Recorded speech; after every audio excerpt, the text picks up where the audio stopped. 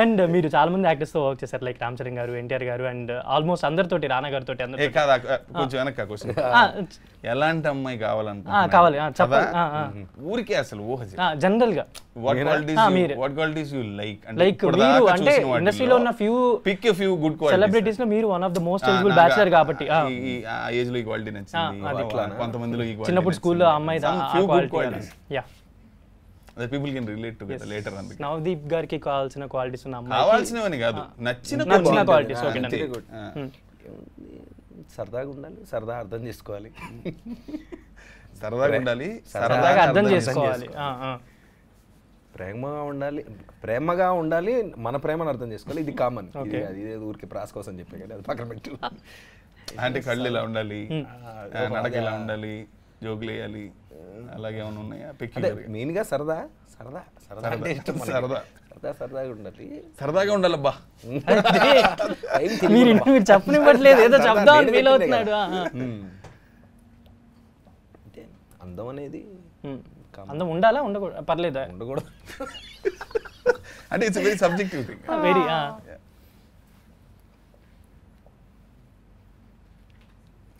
చెప్తా ఇది main qualities అంటే అందం, ఫిజికల్ ఇదంతా ఓకే, అదే ఉంది, అది మారుతా ఉంది. ఎందుకంటే నేను ఇప్పుడు నువ్వు అడిగినప్పుడు నేను వెనక్కి వెళ్ళి తిరగేసుకుంటున్నా కదా, ఇంత మునుపు ఉన్నాయి ఏంటి అవన్నీ తిరగేసుకుంటే అది చాలా మంది physical qualities or whatever, కళ్ళు ఇవన్నీ అన్ని రకాల అమ్మాయిల్ని మనం ఆ టైంలో ప్రేమించాం కాబట్టి దాంట్లో పెద్ద మ్యాటర్ లేదు. కానీ ఎక్కువగా ప్రాక్టికల్ అంటే రియాలిటీకి దగ్గరగా ఉండి బేసికల్ నాలాంటి, అది సేమ్ నాలాంటి, అదే నాకు ఎంత ఆలోచించిన అదే మిర్రర్ ఇమేజ్ ఆఫ్ నాలాంటి అమ్మాయి కావాలి.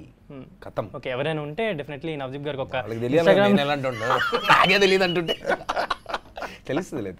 యా, అండ్ మీరు చాలా మంది హీరోస్తో వర్క్ చేశారు కాబట్టి మీరు అంటే జనరల్లీ యాక్టర్గా ఉన్న వాళ్ళకి ఏంటంటే సమ్ అదర్ యాక్టర్స్ని చూసినప్పుడు ఇన్స్పిరేషన్, ఏదో ఒక పాయింట్ నచ్చడం, ఇలా చాలా థింగ్స్ ఉంటాయి. అలా నేను కొంతమంది నేమ్స్ మెన్షన్ చేస్తాను, వాళ్ళలో మీకు నచ్చిన quality or anything you can say. Like Ram Charan గారు, మీరు ధృవ వర్క్ చేస్తున్నారు కాబట్టి. ఎస్, నేను చెప్పాను ఇంత ముందు కూడా, మళ్ళీ చెప్తా. తన ఉన్న పొజిషన్ని ఈగోయిస్టిక్గా కాకుండా రెస్పాన్సిబిలిటీగా తీసుకుంటాడు. అంటే తనకున్న ప్లాట్ఫామ్ని ఒక బాధ్యతగా తీసుకోవడమే కాకుండా దాని గురించి ఏం కావాలో అవన్నీ చేస్తూ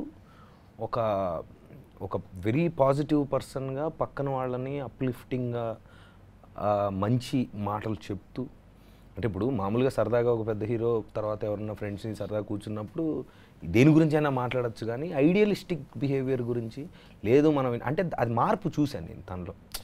సరదాగా ఉన్న దగ్గర నుంచి తర్వాత ఒక పాయింట్లో ఒక రెస్పాన్సిబుల్, ఒక ఐడియలిస్టిక్ బిహేవియర్, ఒక అంటే అబ్బా ఇలా ఉండాలి మ్యాన్ అని అనిపించేలాగా మాట్లాడతాడు తను కూడా. అది చాలా మంచి. ఎన్టీఆర్ గారు భయంకరమైన ఎనర్జీ, డెఫినెట్లీ మంచి ఎనర్జీ, అండ్ అది బయటికి తీసుకొస్తాడు. అంటే ఒక ఈ రూమ్లోకి ఇలాగో ఇప్పుడు ఉన్న ఎనర్జీని తను వచ్చాడంటే ఒక 10 times అది పెరుగుతుంది automatic. That is his persona.